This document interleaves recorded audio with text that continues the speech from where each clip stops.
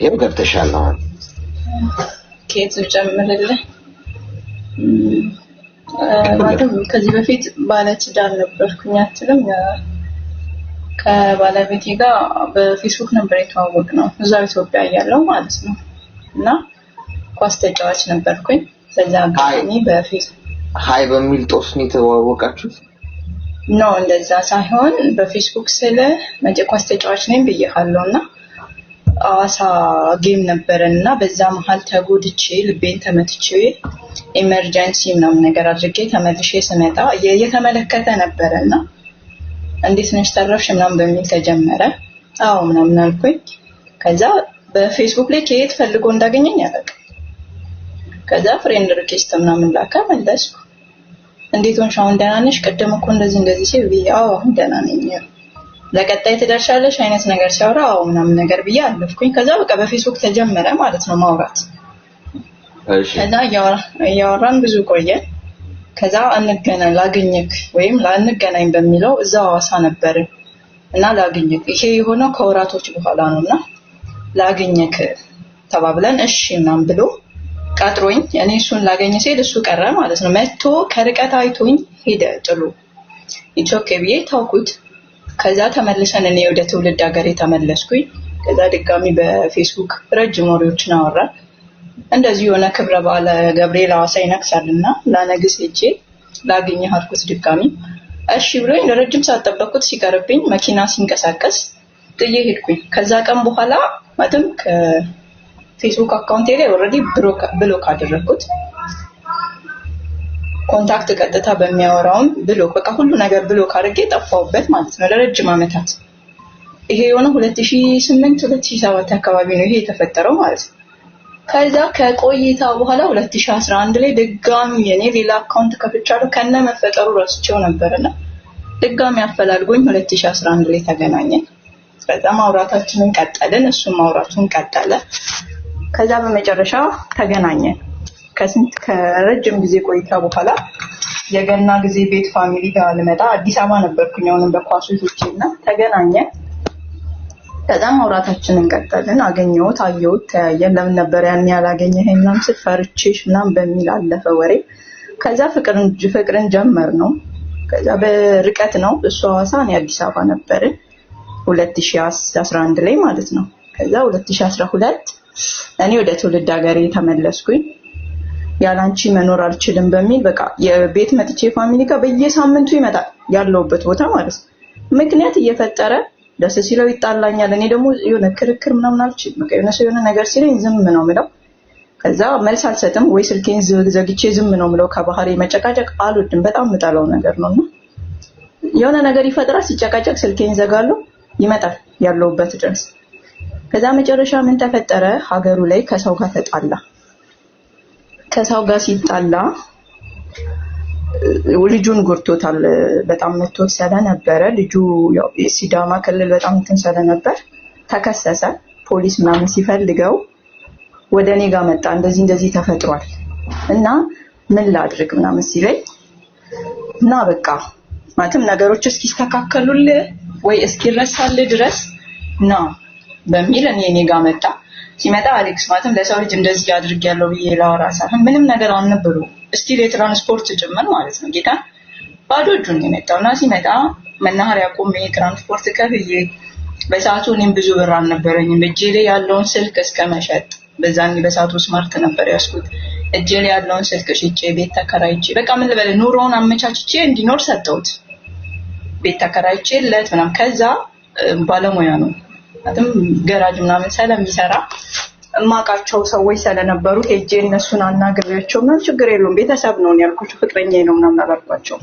ቤተሰብ ነው ምናምን ብያቸው እሺ ምናምን ብለውኝ ቀጠሉት ከዛ ምን ተፈጠረ በቃ ስራ ጀመረ ገንዘብ ከማግኘቱ የሚሰጠኝ ፍቅር ቆይ አንዴ ላ ማፊ ማካሮኒ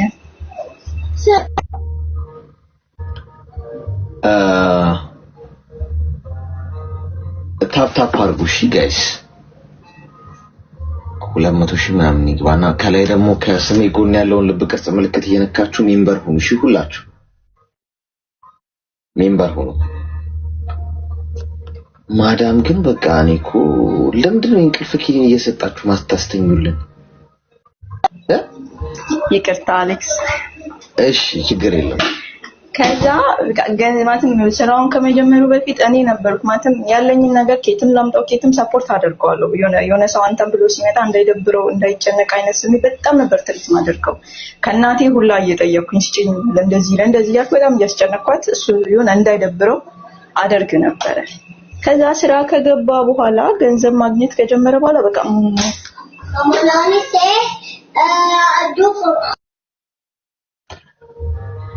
ልጆች እያስቸገሯት ነው።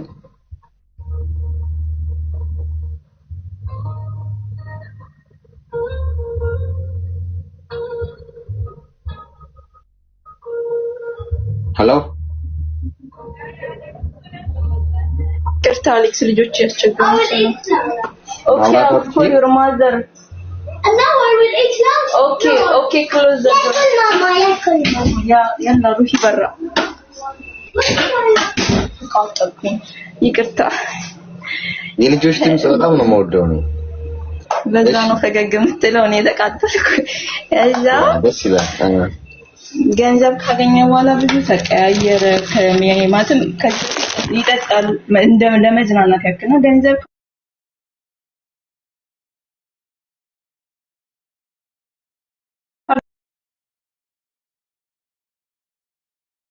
ተስተካክለ ነገሮችን አስተካክለን እንኖር ኢትስ ኦኬ ኢቭን ኢፍ ምን ማድረግ ጀመረ ጭራሽ የሆነ እየተዝናና ሻይ ቡና የሚልበት ቦታ ላይ የሴቶችን ስልክ የተቀበለ ከሴቶች ጋር ማውራት በቃ ለኔ ሪስፔክት የሚባል ነገር ጠፋ ማለት ነው። አንቺ ነሽ ቤት ተከራይተሽ የምታኖሪ? ስራ ከጀመረ በኋላ ራሱን ያቻለ ስራ ከመያዙ በፊት እኔ ነበርኩ የመጀመሪያ ወር የከፈልኩት ማለት ነው። ሲመጣ ባዶ እጁን ስለነበረ እዛ በቃ ኢቭን ያለፈ በቃ ቢፎር የነበረች ኤክሱ ጋር ናፍቀሽኛል በቃ እኔ ፊት ነው ይሄ ሁሉ ነገር የሚወራው ማለት ነው። ለምንድን ነው የሚያደርገው? አይ ዶንት ኖ እንትን ምክንያት የለው ማለት ከኔ ጋር ትንሽ ሲኮራረፍ እሷ ጋር ነው የሚደውለው። ከኔ ጋር የሚኮራረፍበት ምክንያት ደግሞ ምንድነው? ስራክን ስራ ጓደኛ አታብዛ። ለራስ የሚሆን ነገር የመጣህበትን ነገር አትርሳ። በፊት የተፈጠረውን ነገር አትርሳ። አሁን የራስን አስተካክል። አሁንም እንደዚህ የምትሆን ከሆነ እዛ የተፈጠረው ስህተት እዚህም ይፈጠራል። እዚህ ደግሞ በሚፈጠር ሰዓት እኔ ተጠያቂ ልሆንልህ አልችልም። እኔ ምንም ማድረግ አልችልም። ለዛ ተለወጥ። በመሰራው ስራ እሺ ይለኛል።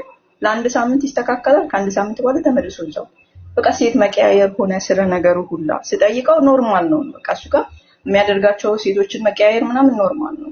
እኔ ጋር ደግሞ ማንኛውም ሴት ፍቅረኛ የምትለው ሰው ከሌላ ሴት ጋር ሲያወራ ሳይ ይደብራታል እና እኔ በጣም ነበር የሚደውብኝ። ከዛ በቃ እያለን እንደዚህ እየተጨቃጨቅን ረጅም ሄደ። ከዛ ያው አብረን መኖር ጀመርን። ሽማግሌ ተላክ። በዚህ ሁሉ መሃል ነው በቃ ብዙ ነገሮችን ችዬ አብረን በቃ እንጋባና የሚል ጥያቄ ሲመጣ እሺ ብዬ አክሴፕት አደረኩት። ትዳር ተመሰረተ። ትዳር ውስጥ ትዳር አትበለው አሌክስ፣ ክርስቶስ በሚያውቀው ነው። በቃ ያው ነው፣ የተቀየረ ነገር አልነበረም ማለት ምንም የተስተካከለ ነገር የለም። ተመሳሳይ ሆነ ህይወቱ። ትዳር ላይም እያለን ፍቅር ላይ እያለንም አንድ አይነት ህይወት ሆነ። ከዛ 2014 ላይ 2013 ግማሽ ላይ ነው ያረገዝኩኝ ማለት ነው። ያልታሰበ ነበርና እኔ ያረገዝኩኝ። ከዛ በቃ ጭራሽ ባሰበት ምን ልበል አሌክስ፣ እግዚአብሔርን 90 ቦታ መሮጥ ነው። ፊት ለፊት ስልክ ማውራት ነው። ወጥቶ ስራ ነኝ ያለ ወጥቶ ውጭ አድሮ መምጣት ነው። ያንን ሁሉ ኮንትሮል ለማድረግ ነው። እርጉዝ ሆኜ ማለትም በቃ ምን ልበል ለኔ ከሚሰጠኝ ነገር ይልቅ በሱስ የሚያጠፋው ከጓደኞቹ ጋር የሚያጠፋው ነገር ለሱ ዋጋ አለው። ለኔ የሚሰጠኝ 100 ብር ወይ ለቤቶች ጠይቄው ይሆናል ለሆነ ነገር ጠይቄው ለኔ የሚሰጠኝ 100 ብር በጣም ነበር የሚያናድደው። በቃ ምን አደረግሽው ምን ያወጣሽውን ነገር ንገሪኝ አይነት ጥያቄ ይጠይቃል። በጣም ነበር የምናደድ። በዛ ራሴን መቻል እንዳለብኝ ስለሚሰማኝ ከሰው ጥገኛ መሆን እኔም አልወድም በባህሪ። እርጉዝ ሆኜ ስራ ጀመርኩኝ። ስራ ካሸሪ ኳሱን አቆሚው ስለነበር የሆነ ሆቴል ካሸሪ ሆኜ እናም ስራ ጀመርኩኝ። ከዛ ስራ በጀመርኩ ሰዓት አገኛለሁ ገንዘብ። ከዛ በቃ መለበል እርጉዝ ሆኜ በጣም ተሰቃየሁ። ከስራ ወጥቼ እኔ ወደ እሱ መጥቶ እኔን ከስራ ተቀብሎ ወደ ቤት መውሰድ ይቻላል። እኔ ነበር የሚጠጣበት ቦታ ድረስ ሄጄ ና ወደ ቤት እንሂድ ብዬ ምናምን ልጅው ሄዶ ዛሬ ማውራት አልቻልኩም። ይቅርታ ቆይ አሌክሳንድ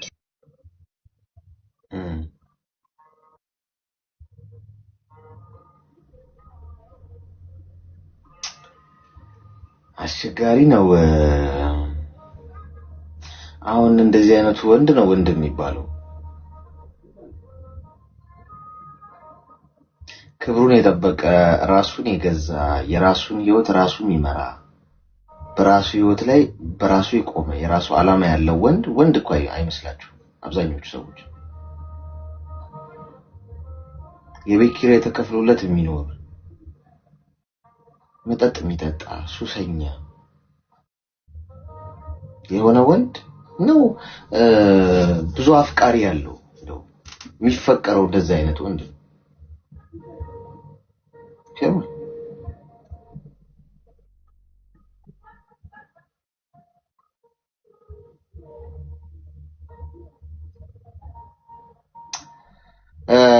ማይመች ሁኔታ ላይ ነሽ? ያው ሰዓታችንን እንዳንገለው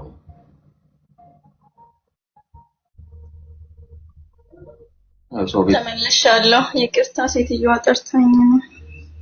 እሺ ችግር የለም። ከዛ በቃ እየወጣው ውጪ ያደረ ይመጣል። ሪስፔክት አያደርገኝም።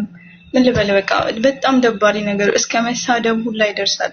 በጣም ስለማፈቅረው ከቤተሰቡ ሁላ በቃ ቤተሰብ ማዘር በጣም ወንድሞቼ ምናምን በጣም ተናደዱብኝ። ታዩ አይነት ገና ከማግባቴም በፊት በፍቅር ላይ ያለንም የሚያደርገውን ነገር ስለሚያውቁ ታዩዋለና ሞር ነበር ማፈቅረውና በቃ ልተው አልችልም። የዛኔ ልጅነትም ስላለ ይሁን ውሳኔ ትክክል ይሁን አይሁን ሰላም ማላቅ የዛኔ ገና 20 ላይ ነበርኩኝና ትክክል ይሁን አልሁን እንኳን አላቅም። ከዛ በቃ ምን ልበል የመጨረሻ አይ ቲንክ የ9 ወር ነው 8 ወር ከምናምን እርጉዞኝ በዓል ገና ነበርና አቤት ስብክ ባለኔ እርጉዝ ነኝና በይዛ ሰዓት ተቃርቤ ስለነበረ መንቀሳቀስ ብዙ አልችልም። መቼ ለውን ቤት ውስጥ አቅሜ የሚችለውን አዘጋጀሁኝ። የተረፈውን ማዘር አዘጋጅታ ላከችልኝ። ከዛ ጠዋት ላይ ሂድና እንደዚህ ገዝተና ማለትም ስጋ ገዝተህልኝና እኔ መሄድ አልችልም ራስሽ ሄደሽ አምጪ አይነት ነገር አወራ ማለት ነው። እንዴት ነው የምታስበው? እኔ እንደዚህ ሆኜ እንዴት ነው ሄጄ ሰልፍ ጠብቄ ልገዛ የምችለው? ችግር አለው ሄደ። ከዛ በዛ አኮረፈ ማለት ነው። በቃ በዛ ተጨቃጨቀ። ተነሳ ልብሱን ቀየረ ወጥቶ ሄደ። ከዛ ብደውል አነሳልኝም ከነ ስልኩን ዘጋ። ከዛ ቤተሰቦቹ ጋር ደወልኩ። መጥቷል እንዴ ስላልመጣም ያጋሉ። ከዛ የሆነ ሰዓት ይከፍታል። የትነስለው አንዴ ሻሸመኔ ነኝ አንዴ ሐዋሳ ነኝ አንዴ ሆሻና ነኝ። በቃ በጣም አስቸገረኝ ማለት። ከዛ እኔም ተውኩት። ቀኑን ሙሉ ምንም አላልኩም። ቤት ዋልኩኝ። ቤት ማዘርም ስደውልልኝ ማዘር ጋር ማልሄድም ብዬ ሲስተር መጣች አየችኝ። ቤት አሳለፍኩ። ለሊት ማለት ስንት ሰዓት መሰለ እግዚአብሔር 8 ሰዓት ከምናምን በራን ኳክቶ መጣ። ስክር ብሎ ምናምን ማለት በሰዓቱ በቃ ምንም መናገር መጨቃጨቅም ሰላም አልፈልግ ጭቅጭቅም ሰላም አልወድ ዝም አልኩት። ተኛ። ጠዋት ተነስቼ እኔም ጥዬ ማዘር ጋር ሄድኩኝ። በዛው ቀረው ማለት ነው ማዘር ጋር በቃ ማለት ራሴን ማረጋጋት ስለምፈልግ እዛ ቁጭ ካልኩኝ በጣም ነው የምንጨቃጨቀውና እኔ ደግሞ መጨቃጨቅ ሰላም አልወድ እናቴ ጋር ሄድኩኝ። እናት ደግሞ ፊትን አይታ ትረዳለች ሁኔታህንና ምንድነው ስትለኝ አይ ምንም ማለት እንደለመዳችሁ ተጣልታችሁ ነው አይደል አለች። ትላንት እኮ እናቴ እንደዚህ ያደረገ እና በጣም ከፍቶኛል አልኳት። ያው ቤተሰብ እንግዲህ ብሎ ሲል የራስሽ ጉዳይ ነው አይደል የሚለው ታይ ብለን መክረንሽ በቃ እምቢ ብለሽናል የራስሽ ጉዳይ ምናምን አሉኝ። ምንም አላልኩም። የውስጤን በውስጤ ይዤ ተገፋወሩ። ከዛ መጣ ይቅርታ ጠየቀ። ማዘርንም እኔንም ይቅርታ ጠይቆ ወራቱ እስኪደርስ እኔ ጋር ትሁን ብሎ ወሰደኝ። ከዛ እሺ ብዬ ይሄ ሁሉ ሲሆን እኔ ስራ እሰራለሁ። ስራ ያቆምኩት ለወልድ 15 ቀን ሲቀረኝ እርጉዝ ሆነ። ካሸሪ ቦታ ቁጭ ብሎ መስራት በጣም ነው የሚከብድ። ማለትም ሆድ አለ ከከስተመር ጋር ለመግባባት ይፈጠራልና ያንን ሁሉ ቻሌንጅ አድርጌ ቁጭ ብዬ እሰራ ነበር። ምክንያቱም ጉልለትህን ስታውቀው ጉልለትህን ከበር የምታደርገው ራስህ ነህ። በጣም ነበር ማለት የከፈልኩት ጥግ ድረስ። ከዛ የሆነ ቀን ምን ተፈጠረ እንደዚህ እዛው ካሸሪ ቦታ የሰራው ስራ ጋር ነኝ አለኝ።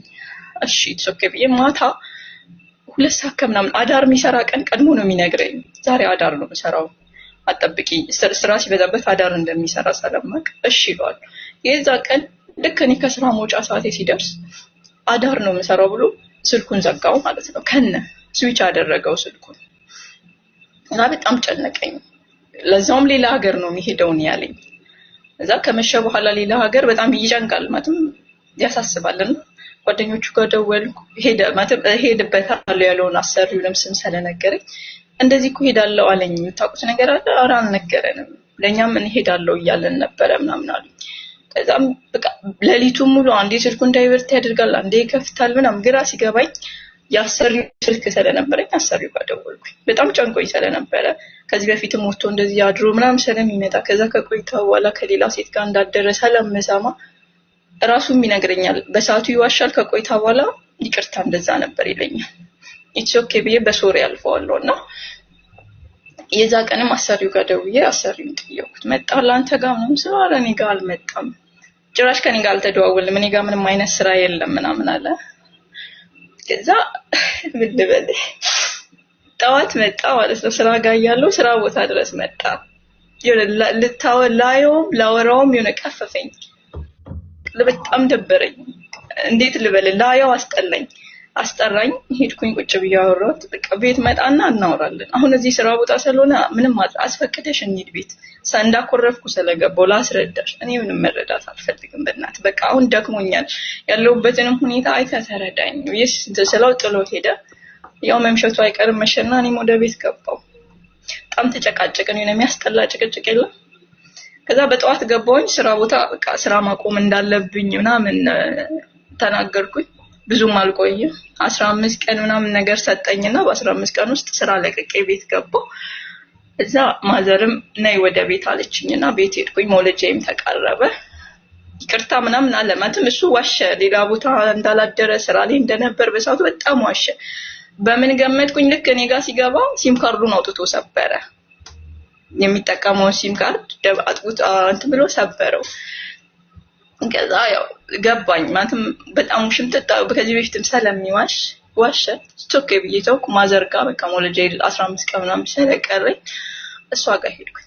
ከዛ መውለጃ ጊዜ አልቀርትና አላለም ደረሰ። ሆስፒታል ገባሁ፣ ተነገረው።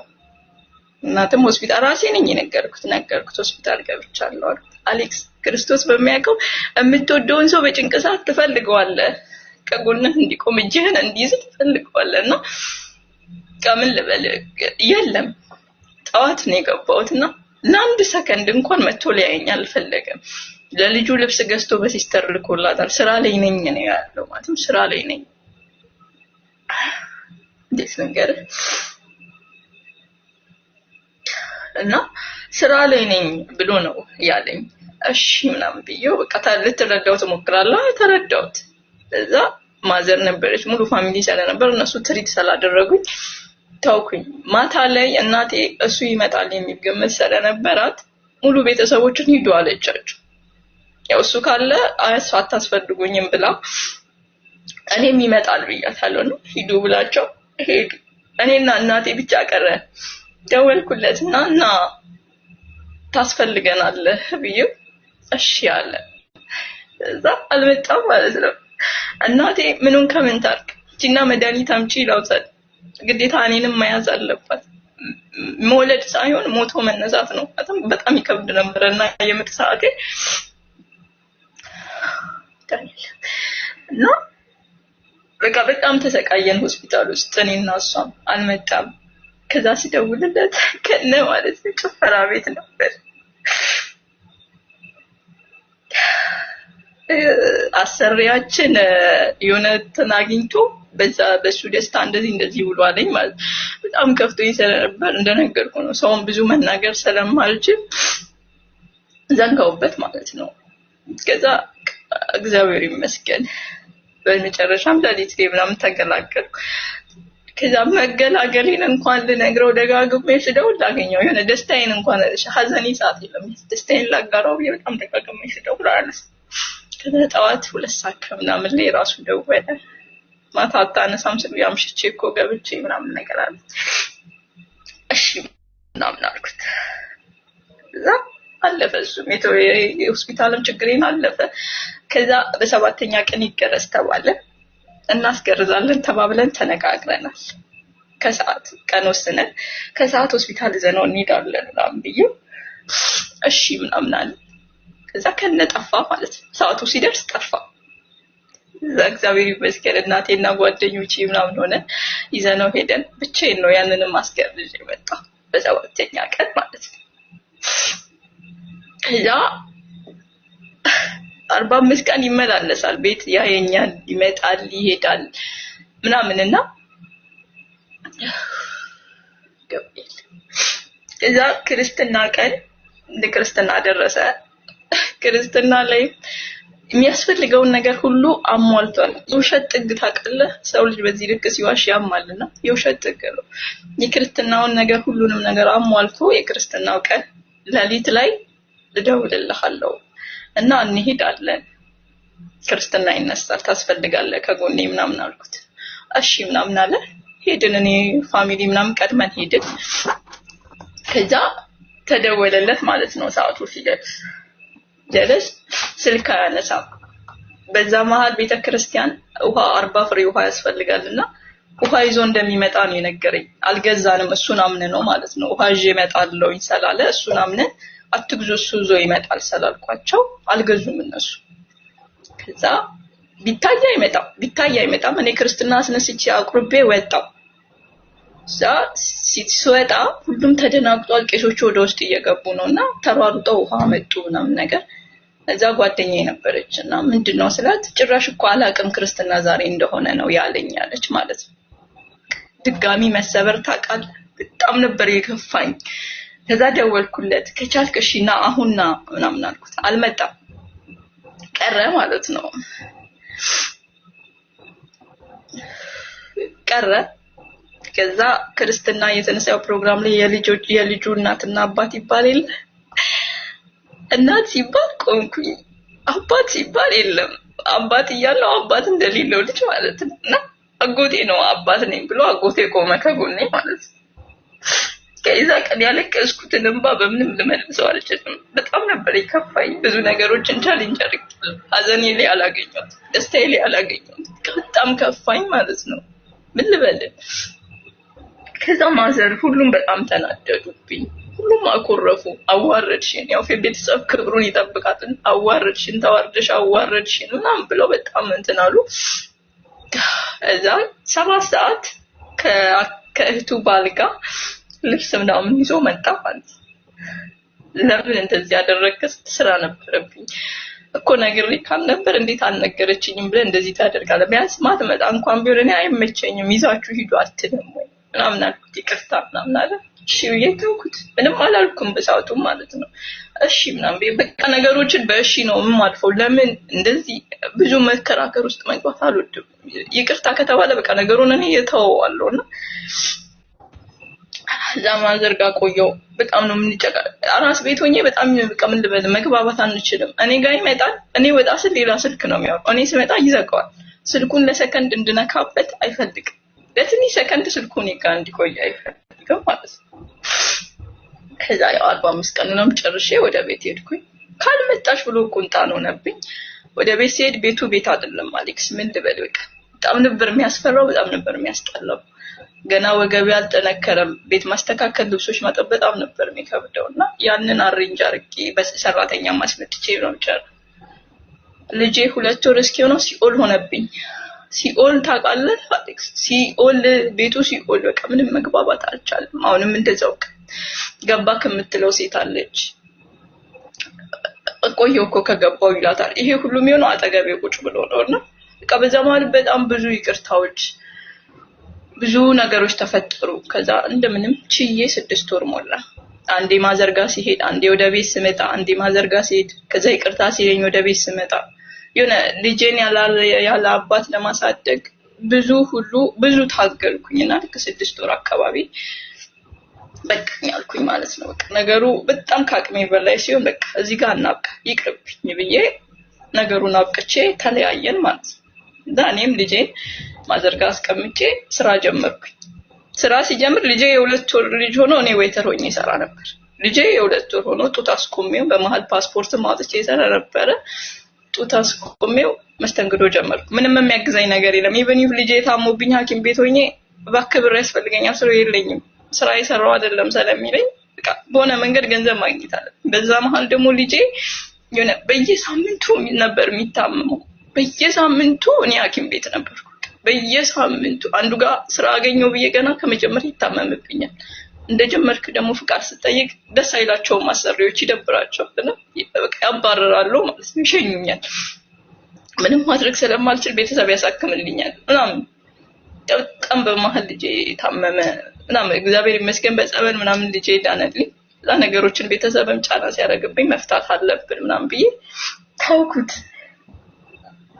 ተፋታን ማለት ነው እኔም ተውኩኝ እሱም ተው በጣም ብዙ ተመላለሰ ሽማግሌ ላከ ምናምን ተቀበል አልቻልኩም ውስጥ አክሴፕት ሊያደርግ አልቻለም አሁን ልጄ እግዚአብሔር ይመስገን 4 አመት ሆኖታልና አክሴፕት ላደርግ አልቻልኩም ሽማግሌዎችን አሁን ስደት ላይ ነው ያለሁት ከመጣው አመት ከምናምን ሆኖኛል በሱ ምክንያት ያልቀየርኩት የስልክ ብዛት የለም ያልቀየርኩት የስልክ ብዛት ማለት ነው አሁንም በቃ የሆነ ውስጤን አውቆት በነገሮች ይቅርታ ለማድረግ ዝግጁ እንደሆንኩ ስለሚያውቅኝ አላውቅ 90 ጊዜ ነው የሚደውለው 90 ጊዜ ነው በቃ የሚጨቃጨቀው ልጁን ያገኛል እኔ ልጁን አልከለከልኩት ሄዶ ቤተሰብ ጋር ወስዶት እሁድ እየደራሱ ጋር ይውላል ከዛ ማታ ያመጣዋል ምናምን ልጁን የመከልከል እንትን የለኝምና ከዛ በቃ ምን ልበልህ በጣም ሲያስቸግረኝ ስልክ አሁን ላይ ስልክ ቀየርኩኝ የሆነ ሰዓት አሁን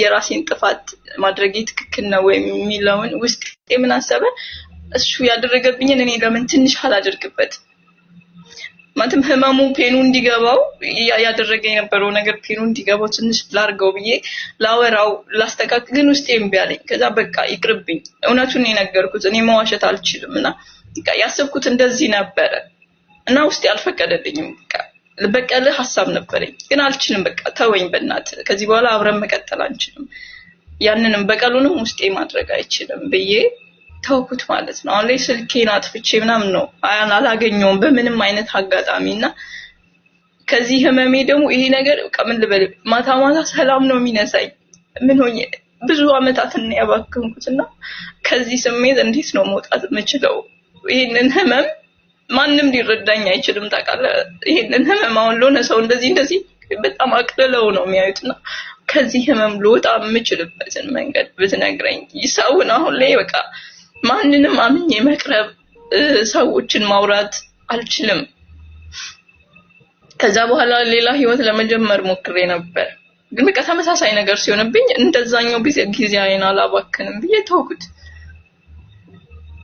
አሁን ላይ በቃ ሰዎችን መቅረብ ማውራት ከሰዎች ጋር መግባባት እፈልጋለሁ ግን ውስጤ ሰው ማመን አይችልም በምንም ታምር እያወራከኝ እምትነግረኝ ነገር ሁሉ ውሸት ነው የሚመስለኝ ከብዙ ሰው በጎኔ አለ ሲያወሩኝ እየዋሹኝ ነው የሚመስለኝ በዙሪያ ያሉ ጓደኞቼ ሲያወሩኝ ውሸት ነው የሚመስለኝ የሆነ ሰው ሲያወራኝ ውሸት ነው በቃ እውነት አድርጌ መቀበል የሚያወሩኝ ነገር አልችልም ሁሉም ሰው ይዋሻል ማለት አይደለም ግን በቃ አሁን ላይ ሰውን ማመን አልችልም በጣም ለከበደኝ ይዝም በጣም ተጠራጣሪ ሰው ምን ልበል በቃ በጣም ቁጥብ በፊት ሳቂታ ተጫዋች ነበርኩ አዘም ምን ልበል በቃ በጣም መቅበጣ የሚያስደስተኝ አይነት ሰው ነበር ሳቂን ደስታዬን ምን ልበል ሁሉ ነገር ነበር ሉዝ ያደረገው ነው አሁን ላይ ያቺን የምስራች ያቺን እኔነቴ በጣም ነው መፈልከትና በዛ ሁሉ ፈተና መሀሉኝ እግዚአብሔር ይመስገን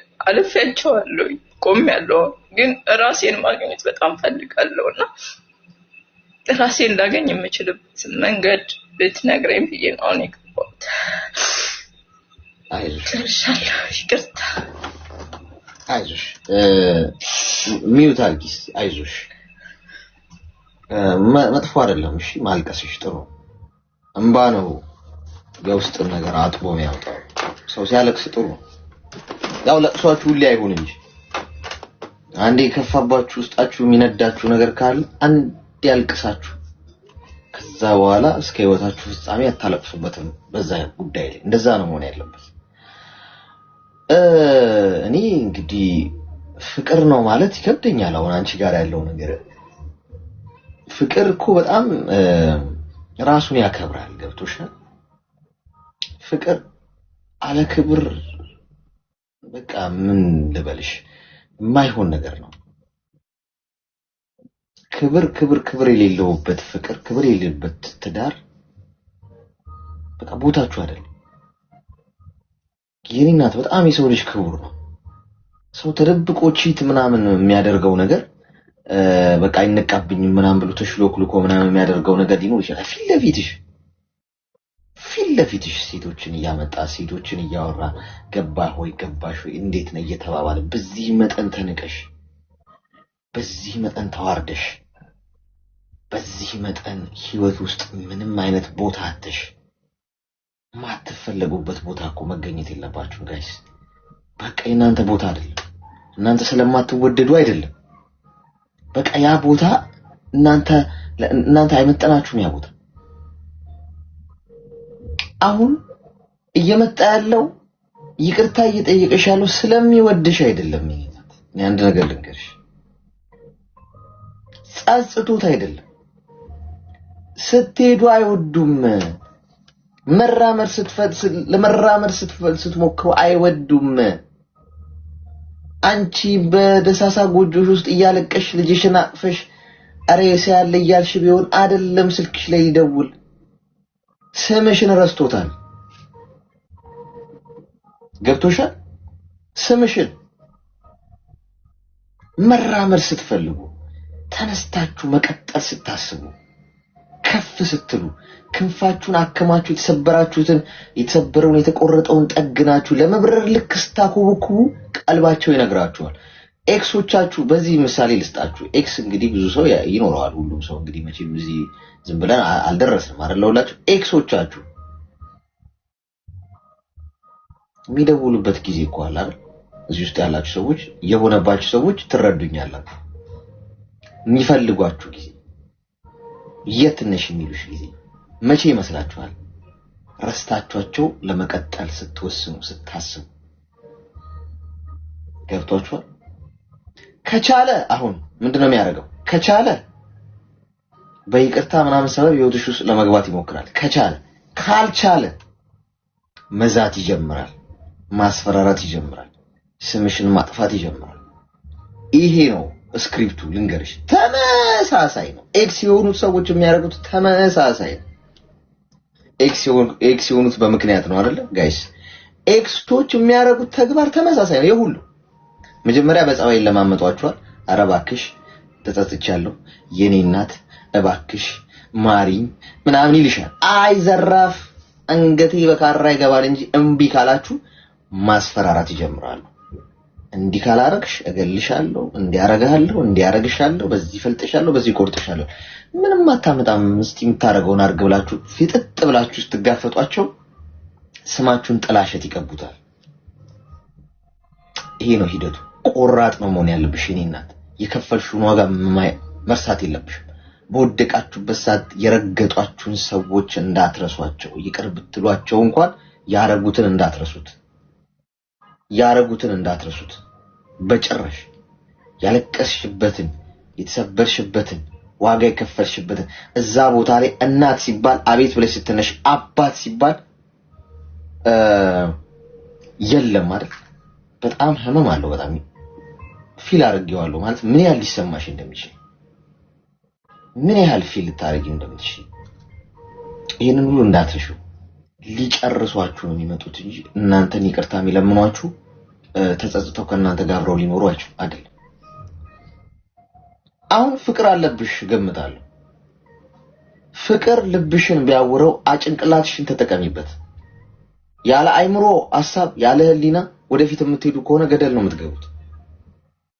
ስለዚህ በዚህ ሰዓት እየፈለጓችሁ ያሉ ይቅርታ እየጠየቋችሁ ያሉ ሽማግሌ እየላኩባችሁ ያሉ ሰዎች ተጸጽተው አይደለም። በመሰረቱ ፍቅር አይጎዳም። በዛ መጠን ንቆሽ አንቺ ቤት ውስጥ ሴት እያንጋጋ አሰብኩት ማለት እንደው እኔ እንኳን እዚህ ክፉ ሰው ብሆን የመጨረሻ ላረገው እችላለሁ ያሰብኩት እያወራሽ ማለት ነው። ማለት በዚህ መጠን ምንቀው ሰው ቢኖር እንደው ተደብቄ ምናምን ላረገው እችላለሁ ታየው አልታየው ምናምን በሚል እንጂ በዚህ መጠን ማንም የማያመጣም ደራሽ የላትም ከኔ ውጪ ሌላ ቦታ አትሄድም ምናምን በሚል አጠገቧ ገብቻለሁ እሺ እኔ ፍቅር ምናምን ይያል ሚስቱ አጠገብ ከሌላ ሴት ጋር የሚያወራ ወንድ ምን ያህል ቢሞት ነው?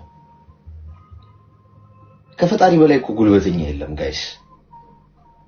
ከእግዚአብሔር በላይ ጉልበተኛ የለም ማለት ነው። የሰው ልጅ የፈለገ ጉልበተኛ ቢሆን የፈለገ ጨካኝ ቢሆን የፈለገ ሰው ህይወት ላይ ቢጫወት ቢሆን በትንሽ ጉንፋን እኮ ታሞ የሚማቀቅ ነው የሰው ልጅ ማለት። የለበሰው ስጋ በጣም ደካማ ነው። በታሪክ እዚህ ሰውዬ አጠገብ እንዳደርሽ በታሪክ እዚህ ምድር ላይ አንቺና እሱ እንኳን ብትቀሩ ባል ሊሆንሽ አይችልም። ይሄ ገብቶሽ ብቻ ልጅሽን አርቂ ከሱ። እንደዚህ አይነት አባት ተብሎ እንኳን በኩራት ሊቆም ይችላል ለአባትነት። ነገ ልጅ ነገ ሲያድግ የአባቱን ታሪክ ይሰማል። ገብቶሻል? እናሱም ገና ይዳኘዋል ልጁ ደግሞ ሲያድግ ልጅ ብሎ መምጣቱ አይቀር። ስለዚህ የተደረገባችሁ ነገር አትርሱ። ወደ ኋላ ማርሽ አታስገቡ ጋይስ። የተሰበራችሁበት ቦታ አትድኑ። ፈንጆ የፈነዳበት ቦታ አትድኑ። እዛ መድኃኒታችሁ የለም። መልሳችሁ ነው የምትቆስሉት። ድጋሚ እድል አትስጧቸው። እንዲጎዷችሁ እድል አትስጧቸው። እንዲሰብሯችሁ እድል አትስጧቸው። ዋጋ እንዲያስከፍሏችሁ እድል አትስጧቸው። ማንንም ተጸጽቶ አይመጣም ወደ ህይወታችሁ ማንንም። ምክንያቱም መጀመሪያውንም አይጎዷችሁ። ይሄ በስህተት የሚደረግ ነገር እኮ አይደለም። ሰው እኮ በስህተት የሚያደርገው ነገር ነው አይደለ? ለምሳሌ በቃ ይሄ ሰው ላይ ደግሞ ይችላል የምትሉት ይሄ እኮ ሆን ተብሎ ፐርፐዝሊ አንቺን ለመጉዳት ንቆሽ ሆን ብሎ ውጤቱን አውቆ ደጋግሞ ነው ያደረገው። ደጋግሞ ይሄ ይቅርታ አሁን አንዳንድ ሰው መጥቶ ይቅርታ የለበሰፊ ምናምን እኔ ሰው ነኝ ጋይስ። ስትቆርጡኝ መደማ ስትመቱኝ መቆሰል ሰውነቴ ጠባሳ ሚዝ ሰው ነኝ። ስጋን የለበስኩት የሰራኝ ፈጣሪ ነው። እንዲሁኝ ነው የተፈጠርኩት። እንደፈለክ አርጋ አርደኝ ስታወጣ በይቅርታ አለፈኝ ልትለኝ አትችልም። ብፈልግም አልችልም። ምክንያቱም ስጋዬ ማህተብ ይዛል፣ ጠባሳ ይዛል። ጻድቅ አይደለሁም፣ መለኮት አይደለሁም። አንድ መለኮት ፈጣሪ ብቻ እሱ ነው ፍጹም ሊረሳል የሚችለው። ስትበድለው ደጋግማ ኃጢያት ስትሰራ ዛሬ ይቅርታ ብትጠይቀው እስከናካቴው ኃጢያትን ይረሳልሃል። እኔ ግን ሰው ነኝ፣ ስጋ የለበስኩ። እንደ ፈጣሪ አክት ለማድረግ አትሞክሩ ጋይስ። በይቅርታ አምናለሁ ይቅርታ ብታረጉ ይቅር ትባላላችሁ ተብሏል። አዎ ይቅርታ የምታረጊው ለሰላምሽ ነው፣ ለእንቅልፍሽ ሰላምሽን ለማግኘት እሱን ይወቀስሽ እንዳትኖሪ ማለት ነው። እሱ እንዲያረገኝ እንዲበደለኝ እንዲፈጠረኝ ምናምን እንዳትይ ሰላም ያለው እንቅልፍ እንድተኝ እንጂ ህይወትሽ ውስጥ እንድታስገቢው አይደለም። ሳይኖርን ይቅርታ አርጊለት ሳይጠይቅሽ ይቅርቲና በደል በቀልን ረስተሽ ግን ራስሽን ፕሮቴክት ታደርጊያለሽ፣ ለራስሽ ትቆሚያለሽ ማለት። ማንንም ድጋሚ መልሶ እንዲጎዳሽ እንዲተኩስብሽ እድል አትሰጪ። ለራሳችሁ ጋሻ ሁኑ። እምቢ በሉ። ድጋሚ እንዳይጎዷችሁ፣ ድጋሚ እንዳይሸጧችሁ። ስትሄድ የመታንቀፋት ስትመጣም ከመታ ድንጋዩ አንተ ነህ ይባላል። አንዴ ልትጎዳኝ ትችላለህ፣ አንዴ ግድ ነው። ምክንያቱም እንደምትጎዳኝ ላላስብ እችላለሁ፣ ሰው ነኝ። ሁለተኛ ግን ከጎዳኝ ቀሽሙ እኔ ነኝ፣ አንተ ልክ ነህ። ለሁለተኛ ጊዜ እድል ሰጥቼ ለሁለተኛ ጊዜ ከጎዳኝ በእውነት አንተ ምንም ጥፋት የለም፣ ቀሽሙ እኔ ነኝ። ስለዚህ የመጀመሪያው ጉዳት ይሶኪ አታልቅሽበት፣ አትጎጂበት። ከዚህ በኋላ የትም ቦታ እንዳታለቅሺ፣ የትም ቦታ እንዳትከፊ። እንዴት እንደምትበቀዩ ነግርሻለሁ። የትም ቦታ እንዳታለቅሺ፣ የትም ቦታ እንዳትጮሂ፣ ለማንም ስለሱ እንዳታወሪ፣ ለቤተሰብሽም ጭምር። የጎዳችሁ ሰዎች ለነሱ ሞት ማለት በእናንተ ጭንቅላት ውስጥ መረሳት ነው ጋይስ። እኮ የበቀሎቹ በቀል ነው። እናንተ ጣፋጭ የሆነ በቀል መበቀል ትችላላችሁ። የዋሻችሁ የጎዳችሁ ሰዎች፣ የካዷችሁ የሸመጠጧችሁ ሰዎች በእናንተ ጭንቅላት ውስጥ መኖር አለመቻላቸው፣ መረሳታቸው፣ ያደረጉት ነገር ሁሉ ምንም እንዳልተደረገ ቆጥራችሁ ወደፊት መቀጠላችሁ የሞትም ሞት ነው ለነሱ ቢገባችሁ። ስለዚህ ምንድነው የምታደርጊው? ከጭንቅላትሽ ነቅለሽ ታወጪዋለሽ። ጭራሽ ስሙን ሁሉ አታውቂው። ስለሱ ሲነሳ ወይኔ እንዲያርጉኝ እንዲበድሉኝ ስትይ ቢንጎ ጭንቅላትሽ ውስጥ ነው እስካሁን ቤት ኪራይ ሳይከፍል ምንም ነገር ጥሩ ሰዎች ብቻ ነው ጭንቅላቴ ውስጥ የሚኖሩት ጋይስ ስለበደሉኝ ሰዎች በታሪክ ላወራ አልችልም ለዘላለም በህይወቴ ጎርተውኝ የሚያውቁ ሰዎች እንኳን ቢኖሩ እግዚአብሔር ምስክሬ ነው በሰዎች ፊት ቆሜ እከሊ እንዲያርጎኛል እከሊት እንዲያርጋኛል አይደለም በታሪክ እንደዛ አልኩ ማለት ጭንቅላቴ ውስጥ አለ ማለት ነው ያሰው ከሌለ ልል አልችልም መንገድ ላይ ባገኘው በሰው መሃል ባገኘው ምንም እንዳልተፈጠረ ሰላም እግዚአብሔር ይመስገን ህይወት ጥሩ ነው ያዳሉ ማለት ነው እንዴ ረስተኛሽ ምንም እንዳልተፈጠረ ምንም አልገረመው እንደዛ ገድያት እንደዚህ አርጋት እናንተ ግን በሄዳችሁበት ታለቅሳላችሁ ስታገኙአቸው መንገድ ትቀይራላችሁ ብሎክ ታረጓቸዋላችሁ ስለነሱ ሲነገር ትንቀጠቀጣላችሁ ሶስት ላይምሯችሁ ውስጥ ናቸው ኪራይ ሳይከፍሉ በድሏችሁ ጭንቅላታችሁ ውስጥ ምኖረው ይሄ እኮ በጣም ፌር አይደል እነሱ ናቸው እኔ ነኝ እነሱ ጭንቅላት ውስጥ ምኖረው ሊረሱኝ አይችሉም የጎዱኝ ሰዎች ጭንቅላታቸው ውስጥ እስከ ፍጻሜያቸው ውስጥ አስቀምጠውኝ ይኖራሉ ባዩኝ ቁጥር እኔ ግን ላስታውሳቸው አልችልም ስለዚህ አንቺ ከዛሬ ጀምሮ ምንድነው የምታረጊው ካይምሮሽ ታወጫለሽ ካይምሮሽ ለማውጣት ምን ይደረጋል የሚለውን እናወራ ቀላል ነገር አይደለም ዝም ብለሽ ስልክሽ ላይ እንዳለ ሜሞሪ ካርድ ውስጥ ገብተሽ ዲሊት ፎርማት አድርገሽ መታጠፊው ጉዳይ አይደለም ጭንቅላት የያዘውን አይለቅ አትታገይም አሁን ይሄ እሱ ለመርሳት ከሱ ለማምለጥ ባላየውት ባልተፈጠረ ምናምን ገለሜቴና ጭንቅላትሽን ሪላክስ ታደርገው ትለቂዋለሽ የፈለገውን ያስብ ችግር የለውም ህይወትሽን ወደፊት ታራምጂዋለሽ ስራ ትሰሪያለሽ ቢዝነስ ትሰሪያለሽ ዕውቀትሽን ታሳድጊያለሽ ከሰዎች ጋር ትግባቢያለሽ አላማ ይኖርሻል አልመሽ ምትመጪው ስኬት ምን አይነት ሴት ነው መሆን የምትፈልጊው አንቺ ምን አይነት የተሳካላት ባስተሳሰቧ በጣም ብሪሊያንት የሆነች ለሰዎች አርአያ የምትሆን ስትናገር ሰዎች አፋቸውን ከፍተው የሚያዳምጧት ቆንጆ የሆነ ፊዚካሏን የምትጠብቅ ራሷን ቆንጆ አቋም ያላት ራሷን ጤናዋን የምትጠብቅ ገንዘብ የያዘች ነገ ምን ማድረግ እንደምትችል የምታውቅ በጣም ዋይዝ ከመናገሯ በፊት 10 ጊዜ የምታስብ በጣም አስተዋይ ስርዓት ያላት ሰዎች ገና ሳይዋት በፍቅሯ የሚወድቁላት አይነት ሴት ትሰራለሽ ማለት እንደገና አፍርሰሽ እቺ ለፍስፍሷ መታለቅሷን ምናምን እሷን ሲጣርግሽ ግዲያ እቺ አስጠቂሽ ነች ቤለችበት መታለቅስ ምናምን እንዲ ተደረኩና ለፍስፍሷ እሷን ሲጣርግሽ ትገይና ትክክለኛ ቋቋም ያላት ማትልፈሰፈስ ሰዎች ጎዱኝ ምን ችግር አለ ህይወት ይቀጥላል ብላ ወደፊት የምትሄድ ማለት እዛ ደረጃ ላይ ስትደርሺ ይሄን እየረሳ ይመጣል ጭንቅላትሽ አዲሱ ነገር ላይ ያተኮረ ይመጣል ኢምንት ይሆነ ይመጣል አይምሮሽ ውስጥ እስቲል አልጠፋም ግን ድኗል አያምሽም የዛሬ 10 አመት ቁጭ ብለሽ ከሰዎች ጋር ስላሳለፍሽ ህይወት ስታወሪ የሳቅሽ የምታወሪው ታሪክ ነው የሚሆነው ይሄ አሁን ያለቀሽ ያወራሽን ስላልዳነ ነው